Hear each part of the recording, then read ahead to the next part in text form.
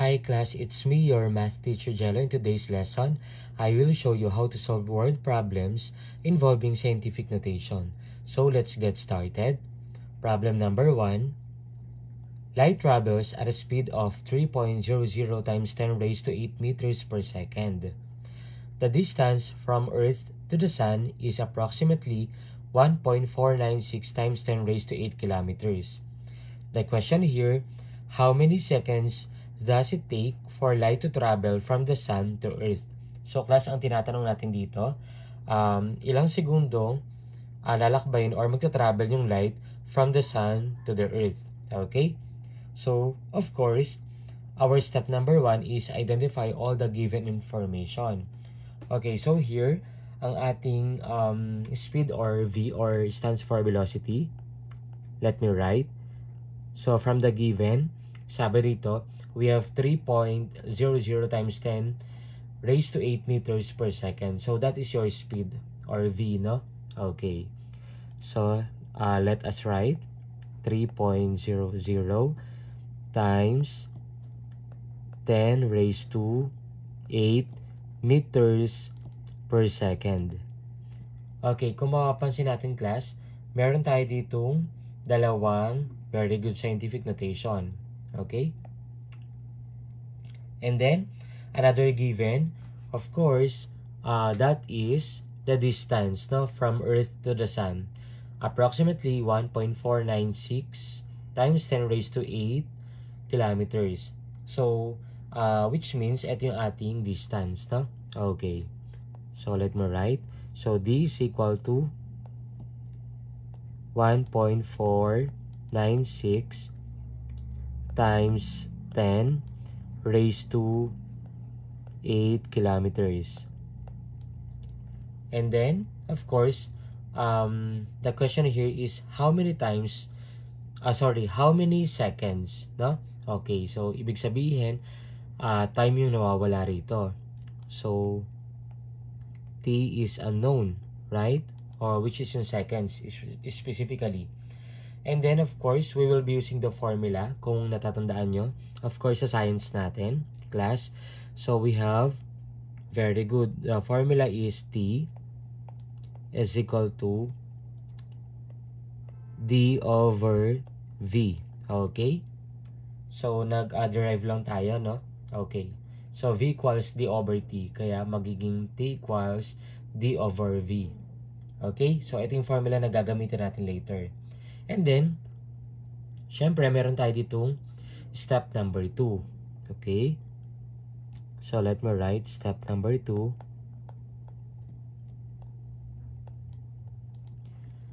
So, sa step number 2 natin, kung mapapansin natin sa mga given natin dito, okay, very good. Magkaiba sila ng unit, tama?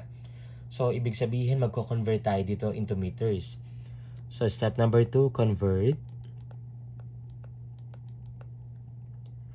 convert distance to meters, right?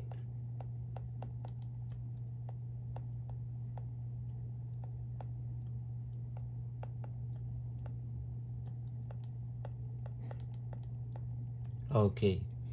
And then, we all know that since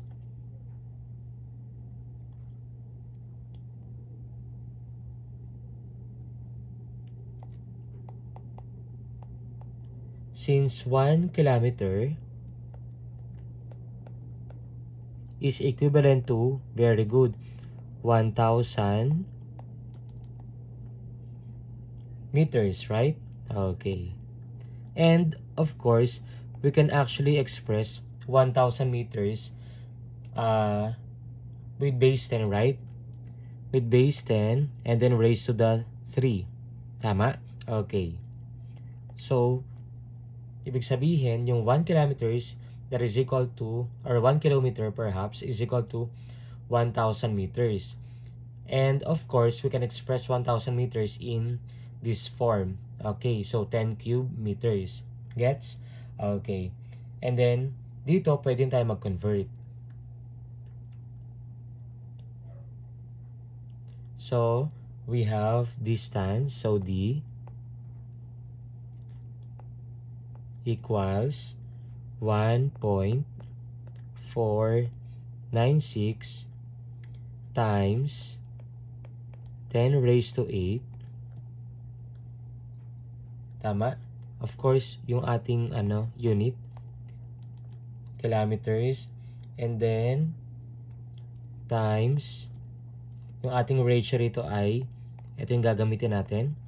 So 10 cube meters divided by, of course, we have 1 kilometer para ma-cancel out natin to, right? Okay. So class dito, cancel out natin to. Ayan. And then this is actually equal to, okay, very good. So D now is equal to 1.496, tama? Times 10. Okay. So class, kung mapapansin natin, meron tayo ditong exponent na 3, na 8 and 3.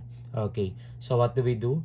Doon sa ating product rule, wherein sabi doon a raised to m times a raised to n.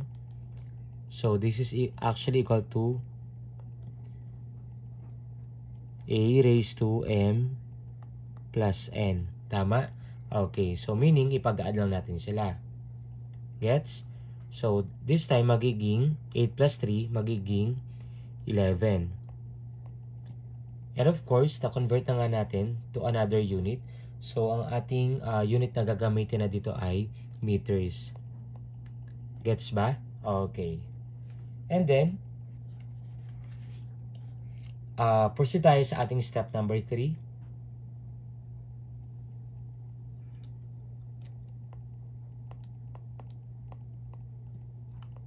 Step 3 tayo.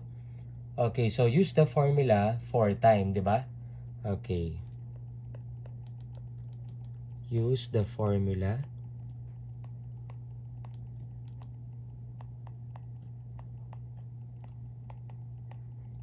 for time. So that is T equals D over V. So class, ang gagawin lang natin, ipa-plug in lang natin yan. So T now is equal to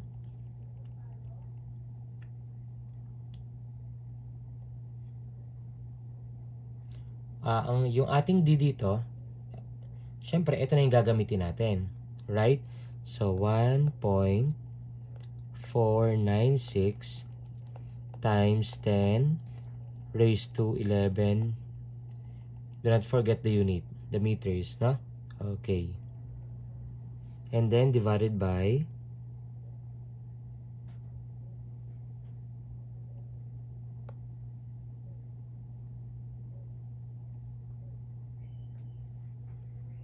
okay, yung ating speed dito kanina, of course, that is 3.00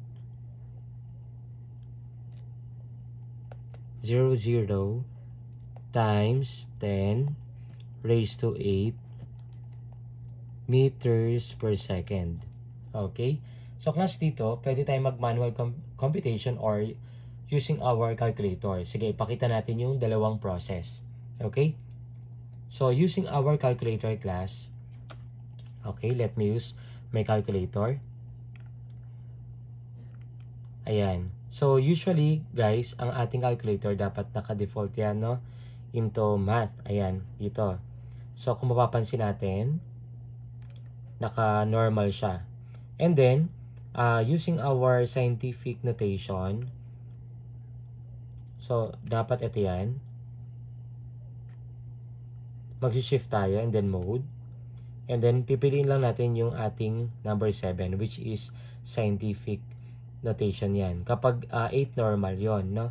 Okay.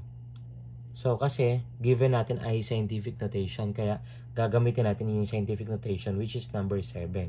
So, press lang natin yan.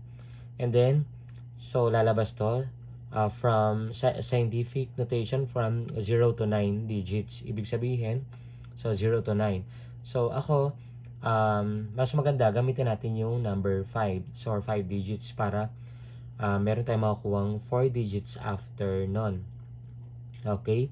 Kasi, from 5 digits, syempre, yung ating mag-move tayo ng 1 decimal point going to the left or right. Kasi, di ba, ang ating value ng M doon dapat ay between 1 and 10. Okay? So, press ko yung 5. And then, ayan. So, pwede tayo mag-input. So, press natin yung ating fraction bar. Ito yung class. So, lalabas yan. So, i-type lang natin to. 1.496. Ayan. So, 1.496 times 10 raised to our exponent is 11. And then, we have 3.00 times, actually kahit 3 lang, times 10 raised to 8, right? Okay. So, enter lang natin yan, class. So, enter. So, usually, ganito ang lalabas sa sagot natin, naka-fraction. So, convert natin yan into decimal. So, standard, ito yung SD. Ipa-press lang natin yan. Standard to decimal. So, press natin yan. So, magiging 4 point, ayan, naka-scientific notation na siya, class. So, magiging 4.9867, ayan, times 10 square. Okay, syempre, makakancel ulit natin yung meter. So, magiging seconds na lang yan. Nakuha? Okay, so in class, 4.9867, no? Times 10 square. Okay, so seconds yan, class. Naintindihan? So, ngayon, ipapakita ko naman yung ating manual computation. So, paano nga ba natin ginagawa yon? Madali lang yon. Okay. So, halimbawa, diba, ito na nga. I-divide natin yan. So, T equals 1.496 times 10 raised to 11. So, do not forget the unit.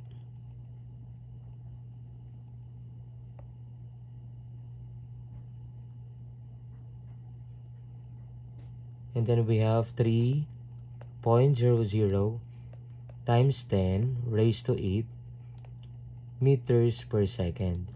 So, ang unang gagawin lang natin dito, class, ay i-divide natin to, yung mga coefficients natin, no? Okay. So, kapag dinivide natin yan, using our calculator, so 1.496 divided by 3. So, ito lalabas. Naka-express kasi sa akin into scientific notation. So, let me clear muna. Ayan. So, we have 1.496 divided by 3. So, guys, ito lalabas yan. Ayan. Usually, naka-decimal, no? So, that is 0.4986666. So, mag-round up na tayo doon, no? So, magiging 67, right? Okay. Times, of course, ito. So, magmaminus lang tayo dyan, class. 8. 11 minus 8, magiging, of course, copy the base, 10 raised to 3. Right? It's not yet done kasi hindi pa siya naka-standard, right? Kasi dapat ito, yung value ng M natin or yung A, magiging ano dapat to? Between 1 and 10, right? Okay, so dito, mag-move lang tayo dyan ng ating decimal, no? Okay. So, ito yung class. Yan, i-move natin yan. So, it will become 4.9867 times 10 raised to 2 seconds. Okay? Sir, bakit naging 2 na yon? Okay, kanina 3. Okay, syempre, nag-move kasi tayo to the right.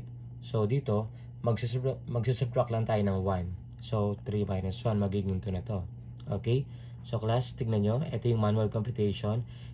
And then, ito naman yung ating using calculator. Right? Okay. So, kung walang calculator, magmano-mano tayo. Ganito yan. Since na meron naman kayong calculator, so naituro ko kung paano. Okay? So, this is the end of our video. I hope na meron kayo natutunan. Thank you for watching.